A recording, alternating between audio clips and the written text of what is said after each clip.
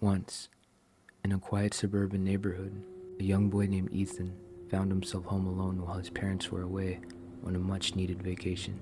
His parents had left him strict instructions, reminding him to lock all the doors and windows and not to open the door for any strangers. The first few nights passed uneventfully. Ethan enjoyed the solitude, watching movies, playing video games, and relishing the freedom of having the house to himself. But as the days turned into a week, an eerie feeling began to settle in. One evening, as the sun dipped below the horizon, casting long shadows across the driveway, Ethan wandered into his parents' bedroom. He gazed out their window, scanning the dimly lit driveway below. To his astonishment, he spotted a dark figure standing in the driveway. Ethan's heart raced as he watched the spectral presence. It seemed to sense his gaze, turning its head in its direction.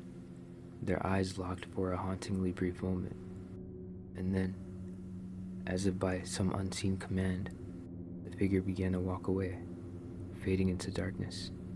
Over the next few nights, Ethan's unease grew. He began to hear footsteps in the hallway, doors creaking open, and faint laughter echoing through the house. Each time he investigated, he found nothing. His parents assured him over the phone that it was just his imagination running wild. One night, as Ethan laid in bed, he received a text from his mom. "No need to order anything. I already made you lasagna. Go check the fridge."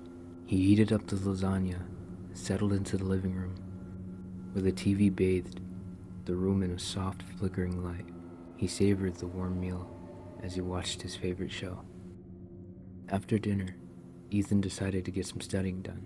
He made his way up the creaky staircase to his room, books and notebooks in tow. Ethan's fear reached its peak one stormy night. Lightning streaked across the room, casting eerie shadows throughout the house. He huddled into the living room, clutching his phone and contemplating calling the police. As the storm raged outside, the whispers returned louder and more malicious than ever. Ethan's name echoed through the house, and he felt a cold presence behind him. He turned, and to his horror, he saw a pale, ghostly figure standing in the corner of the room. The ghostly figure slowly approached, its hollow eyes fixed on Ethan. Paralyzed with fear, he realized he was not alone in the house. The entity reached out, a spectral hand, and just as it was about to touch him, a deafening clap of thunder shook the house. Ethan was left trembling and soaked in sweat, but he mustered the courage to retreat to his room. He climbed into his bed, heart pounding, and tried to calm himself. At around 3 a.m., Ethan's thirst got the better of him. He decided to sneak downstairs for a water bottle from the fridge. The house was eerily quiet.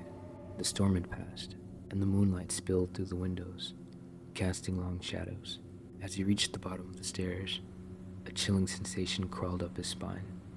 He heard faint, ghostly whispers emanating from the front door. Slowly he approached the door, his breath visible in the cold air.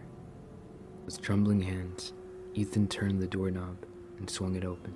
Standing there, in the pale moonlight, was the same ghostly figure he had seen before. It reached out and grabbed him with its icy fingers. The story ends with Ethan's terrified scream echoing through the night, leaving the final outcome to the imagination of the listeners.